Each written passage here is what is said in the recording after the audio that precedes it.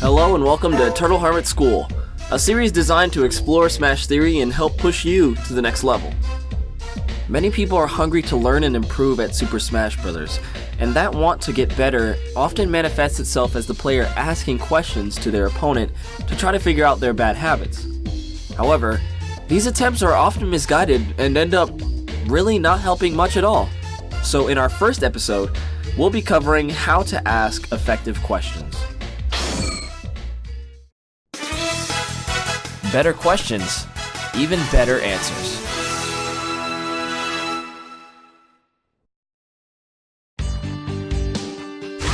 So you want to improve at Smash. And to do that, you have to humble yourself and understand that you likely have outstanding habits that your opponent is exploiting. Now, one way to figure out these habits might be to review your matches. But for most mid-level players, this can be overwhelming and often confusing due to the nature of Smash and how many variables are present not only in a single match, but a character matchup as well. So most of the time, the most effective way to figure out your bad habits is to directly ask the person who exploited your bad habits so well enough to defeat you anyways. So the logic behind this is solid, and I personally love to see a player humble enough to take a loss and then ask their opponent what they should take away from that loss to get better. But most players approach this in entirely the wrong way. Now let me know if this scenario sounds familiar to you. Player X loses a set to player Y. They then turn to player Y and ask, "What did I do wrong?" And then player Y would fire back with something like, "Oh, you should have used Nair more." And then player X thinks, "What? What does that mean?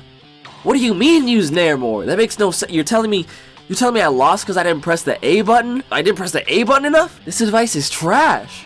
Or they might take the advice at face value and then go home and practice doing Nair more, without really putting in any thought as to why you should be employing this tactic.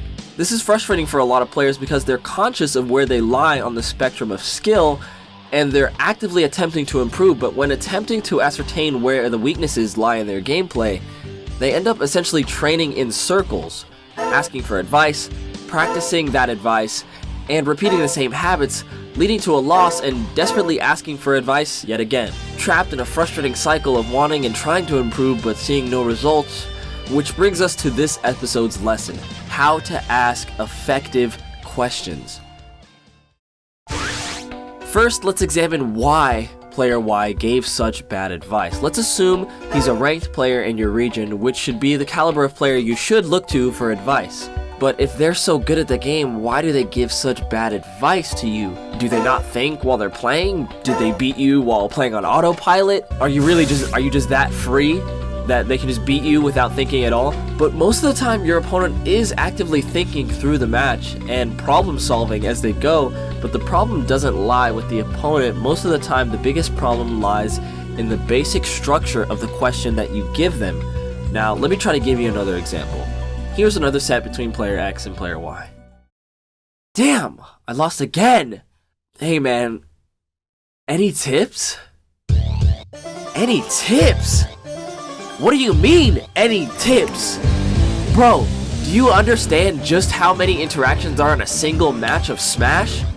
Okay, now let me break down to you what I mean by an interaction. Let's say, for example, you and your opponent run towards each other and then both shield, and one of you rolls away. Seems like nothing, right? This seemingly innocuous interaction holds so much valuable information about neutral and you and your opponent's habits. And in a single match, there's easily over 100 unique interactions that are happening between you and your opponent. And you expect your opponent to immediately, after the match, scan over the 100 plus unique interactions and then tell you what you did wrong? Foolish. You just look stupid. And that's why you get brain-dead answers like, "You should play more patient," or "You attack too much."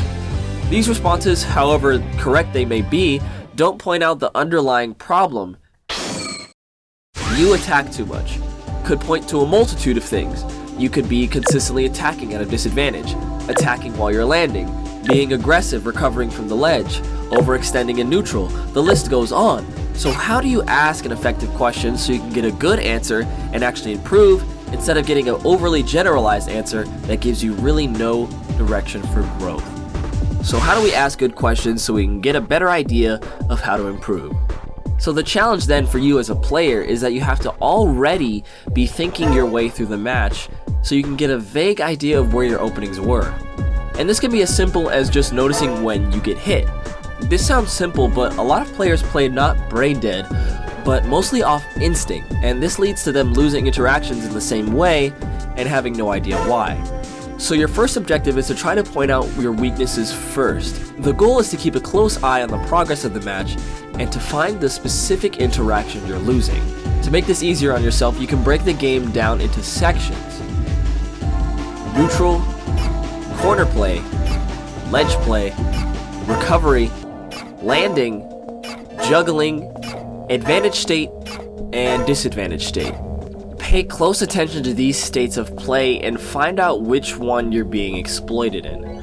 Once you do that, you can approach your opponent or mentor with a more focused question that's easy for them to answer. So instead of saying, "What did I do wrong?" you can say something like, "Why couldn't I land? How did you escape my combos? How do I ledge trap your character? How do I escape and reset versus your character?" All of these questions lead to more accurate and helpful answers that give you a clear idea of what to actually work on. The only challenge is that you have to be somewhat aware of your problem areas yourself. But once applied correctly, you can gather more data than ever before and make real strides in your improvement.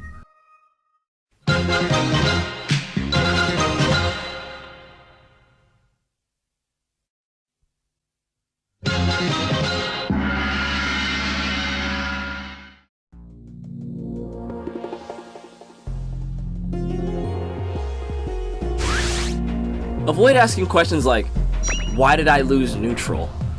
The neutral game is such a complex state of play with constantly changing conditions based on the matchup and the player's positioning. A state far too complex for your opponent to quickly judge exactly why you lost each neutral exchange. You can still ask this question, but just expect often bogus answers like, "Oh, you shield too much," or "You attack too much," or "You just play more patient." Again, try to focus your question on one state of play.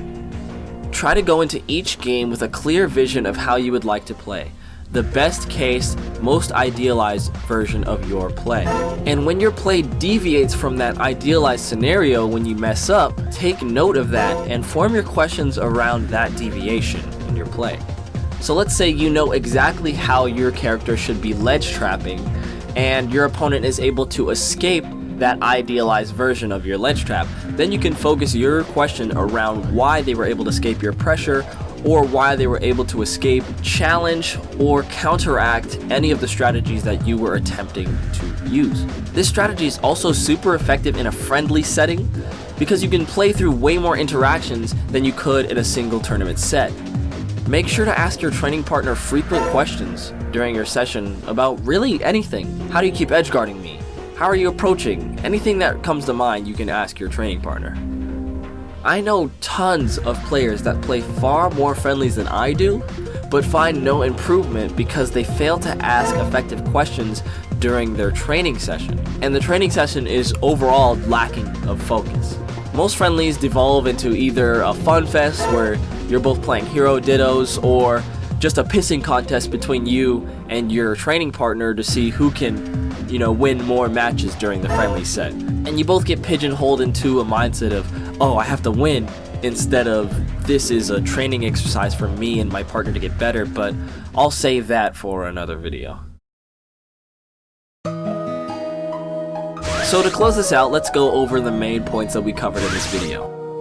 Don't ask questions that are too broad. Keep your questions focused. Don't ask questions like, "Any tips? What did I do wrong?" Find better ways to ask your questions. Avoid over-generalized questions because you're going to get generalized answers. Think your way through a match. Always be thinking about what you're doing during the match so you can actually find out your problem areas before your opponent does. Divide the game into simple states of play: neutral game, corner play, ledge play, recovery, landing, juggling, advantage, and disadvantage state. Dividing the game into these simple states of play can make it easier for you to discern where your bad states really are. Are you bad at disadvantage? Are you bad at punishing? Are you bad at recovering? Are you bad at landing? Figuring out things like this can make it way easier to figure out where you need to practice at home. Notice deviations in your ideal play. Figure out what is the perfect way, or the way you perceive the perfect way of your character being played, and try to match that idealized version of your play as much as you can while you're playing in tournament or while you're playing in friendlies. And whenever your play deviates from that idealized vision, then you can figure out, okay, this is where my problems are, and then you can make a more focused question around that deviation. And lastly, ask focused questions about specific interactions. Ask questions that are centered around one state of play or one interaction. Often when I play a set with someone, I'm thinking through the match, trying to play in my idealized vision, and then I'll ask them a question that has to do with a certain interaction that I found strange or that I didn't understand during the match, so that I can have a greater understanding of Smash Bros. In general after the match and I can improve better. So that question would sound something like, where are your weaknesses off stage? What are your options while you're landing? Can I punish you after using that specific move? I didn't know if I could punish you after that. How much lag do you have on this specific move, so I know whether I can drop shield and punish you, or if I should respect the move and reset neutral. Things like that. Follow these steps and you can start to ask better questions that'll point you in the right direction for your own training regimen, instead of training in circles, asking dumb questions, getting dumb answers, and getting nowhere. Ask effective questions.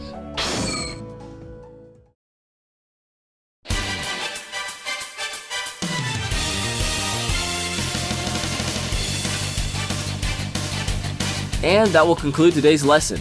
If you'd like to hear more from me, you can follow me on Twitch, where I do set analysis, viewer battles, and if you have any more questions, you can just ask me right there in the chat. And follow me on Twitter. Remember to keep fighting, and class dismissed.